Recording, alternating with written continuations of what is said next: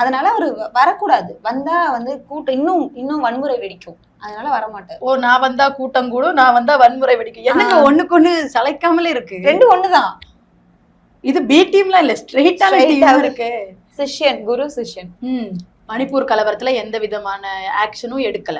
அந்த முதலமைச்சர், அங்க இருந்த முதலமைச்சர் வந்து கலவரத்தை கட்டுப்படுத்த தவறிட்டாரு அப்படின்னு சொல்லிட்டு அவரை மட்டும் மாத்தி இப்ப ஆளுநர் ஆட்சி நடந்துட்டு இருக்குன்னு நினைக்கிறேன் மணிப்பூர்ல. அந்த மக்களுக்கு இது வந்து ஒரு வெறும் இடஒதுக்கீடு பிரச்சனை மட்டும் கிடையாது.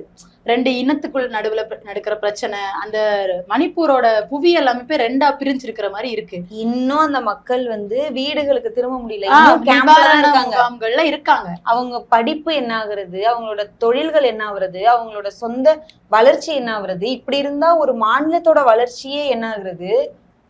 இதை பத்திலாம் எங்களுக்கு கவலை கிடையாது. எங்களுக்கு வந்து நாங்க ஷெட்யூல் பண்ணபடி அங்கங்க கலவரங்கள். ஆனா வர்ற சட்டமன்ற தேர்தல், தமிழ்நாடு சட்டமன்ற தேர்தலில் எங்களுக்கு ஓட்டு போடுங்க, நாங்க அப்படியே பண்ணிடுவோம். மணிப்பூர் மாதிரி ஆக்கிடுவோம்ல.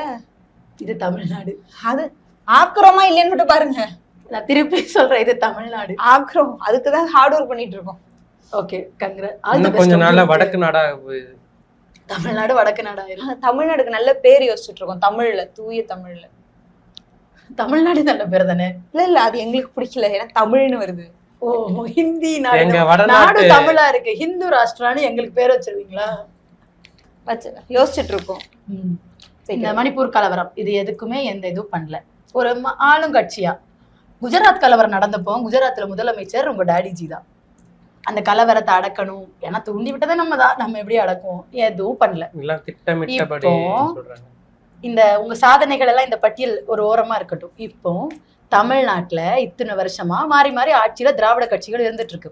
இந்த சமயத்துல ஒரு ஒரு முக்கியமான ஆப்போனண்டா இருந்த ஒரு திராவிட கட்சிய, அவங்க பண்ண ஊழல்களை, அவங்க பதுக்கி வச்சிருக்க பணத்தை, உன் குடுமையே என் கையில தான், உங்களுக்கு குடுமையா ரொம்ப பிடிக்கும், உன் குடுமையே என் கையில தாங்கிற மாதிரி அவங்கள புடிச்சு தமிழ்நாட்டுக்குள்ள வர ட்ரை பண்றீங்க.